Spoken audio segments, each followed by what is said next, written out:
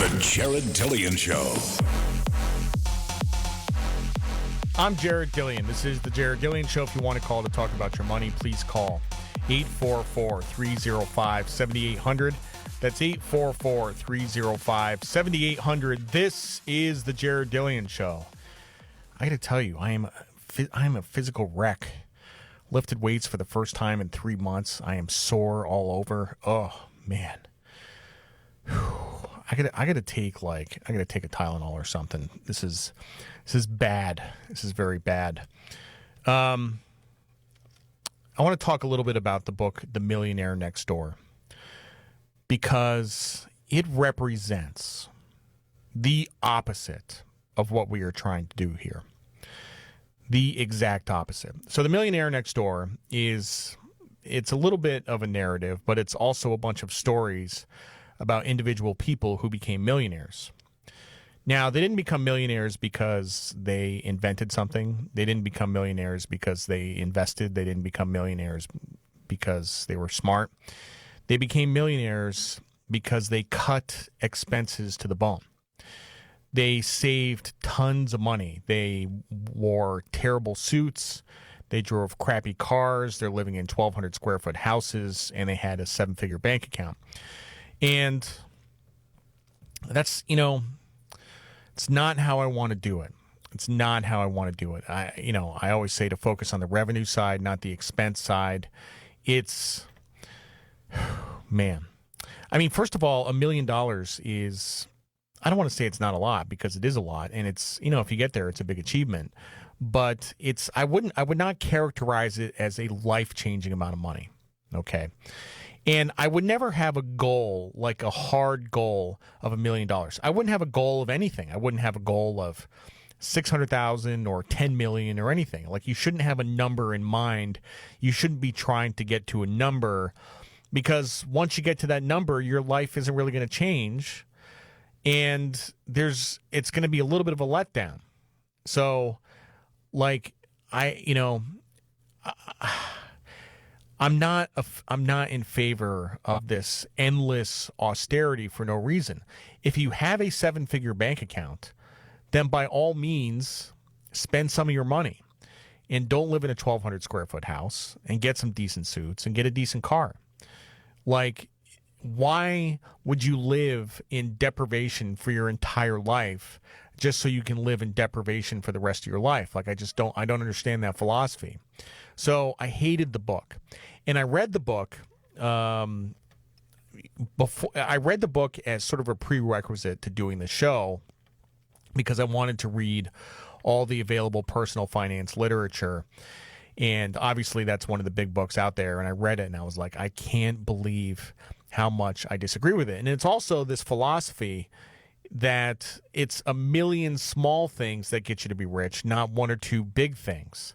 And it's not the small things. So the book is about people who got there by just doing small things. And it can be done, but it's super miserable,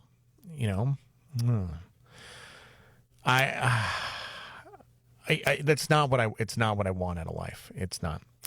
Anyway, I'm going to talk about two types of people. I'm going to talk about the CF and the high roller. And the CF stands for cheap and something I can't say on the radio. And a high roller is a high roller. So saving money and living below your means is good, especially early in life, when you are better able to tolerate cheap clothes, cheap food, and cheap apartments. You live below your means, you save money, you pay down debt, you invest, and build wealth.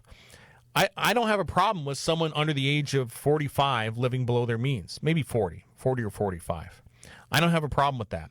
That is the time of your life when you're supposed to do it. You're supposed to be a CF early in your lifetime so you can accumulate assets. But once you get past the age of 45, I do have a problem with someone over the age of 45 who has accumulated lots of wealth, who is living below their means. And even living below your means is fine, but there's a limit here. And The Millionaire Next Door is full of stories of people who live like they are poor, even though they are actually rich. And these are people who are close to or in retirement. It's not an issue of financial security. These people have plenty of money. Spending the money would simply give them no pleasure. They just like to watch the number in the bank account get bigger. Have you ever known somebody like that in your lifetime? Have you ever known somebody that all they want to do is watch the number get bigger? Like they don't spend. It's I know some people like that, and I feel very sorry for them. You know, I have a moral problem with that. If you earn money, you would better enjoy it. Maybe not when you were 35 or 45, but by the time you are 55, and hopefully before that, you would better be enjoying the product of all the work and good risk-taking you have done over the course of your life. Not many people will openly admit this, but I will openly admit this. What is the purpose of money? Money allows me to buy material things, which give me pleasure.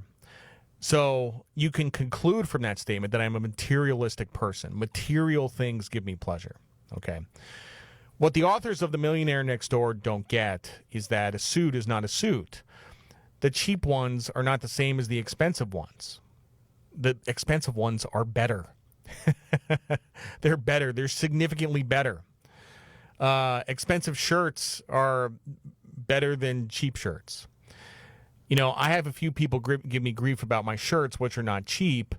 They say I could buy $29 shirts.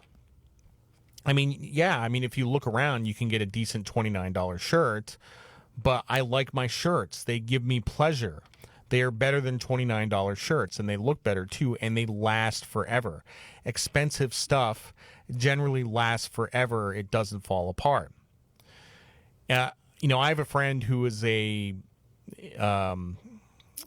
pretty wealthy guy, and he is a CF. And one day I asked him, "Are you still wearing the cheap suits?" And he says, "Yeah, I'm wearing the cheap suits." I said, "You go to fundraisers and political functions and dinners in those suits?" And he says, "Of course, nobody cares." And I said, "They do care. People can tell." And he says, "Nobody can tell." I was getting absolutely nowhere. It's pretty rare that you have a CF who changes his mind and stops being a CF. But optimally, that is how it is meant to work. You're supposed to be a CF early in life, accumulating assets, then not a CF later in life, decumulating assets. The problem is most people can only do one or the other. Or you could be the opposite, a high roller. Now, deep down, in many ways, I am still a CF. You know, it pains me to pay for dry cleaning. And I did all my ironing for years after college. To this day, I have never paid for a shoe shine. Now let's talk about the high rollers. Some people are the opposite of CFs.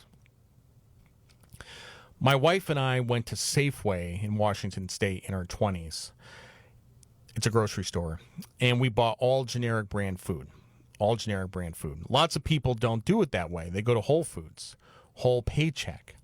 We don't have a Whole Foods in our neighborhood, but we do have a Fresh Market, which is like a more expensive version of Whole Foods. Like we go there and we get like 9 things and it comes out to $80 and it's totally insane. It's totally insane. There's a big difference between a Safeway grocery bill and a Whole Foods grocery bill. It could be the difference of a couple $100 a week. Is there a quality difference between generic brands at Safeway and the stuff at Whole Foods? Of course. Of course there's a quality difference. There's a massive quality difference.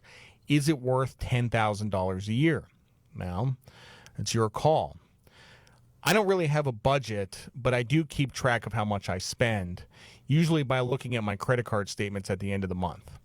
If I normally spend $1,000 a month and then one month I spend $2,000, then I'll usually tighten the belt for the following month. Budgets are annoying, but guess what? Some people, like high rollers, need budgets. Not spending money does not come naturally to some people. What really needs to be taught to the high rollers is austerity. The idea that you can make do with less. If you explain to them that the choice is either ramen at $25 or dog food at $75, They will think it's a false equivalence and spend the rest of their lives knocking on door number 3, trying to earn more money so they don't have to undergo austerity. The problem with high rollers earning more money is that the spending usually expands along with the money, leaving them no better off than they were before. And once you expand your spending, austerity is hard. Increasing your standard of living is easy. Decreasing your standard of living is one of the hardest things to do and is very unpleasant. As much as I hate The Millionaire Next Door, I have to concede that there is some wisdom in the book. The little things taken in accumulation do matter. The example people use is skipping the venti caramel macchiato at Starbucks every day, which saves you $6. Multiply that by 252 work days and it's real money. It adds up. I should also point out that if you have 7 figures in the bank, you can have the venti caramel macchiato if you want. You've earned it. It's a balance. This is centrism.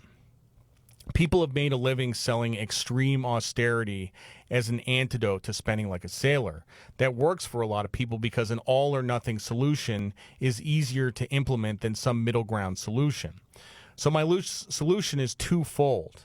Number 1, implement austerity while you're young and building wealth. And for the love of God, spend your money once you've accumulated it. Number 2, remember that it's a balance.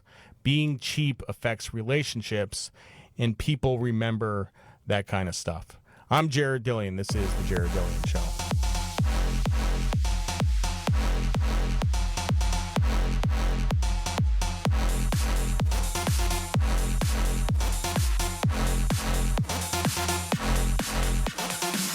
Jared Dillian. Now you know a rich guy.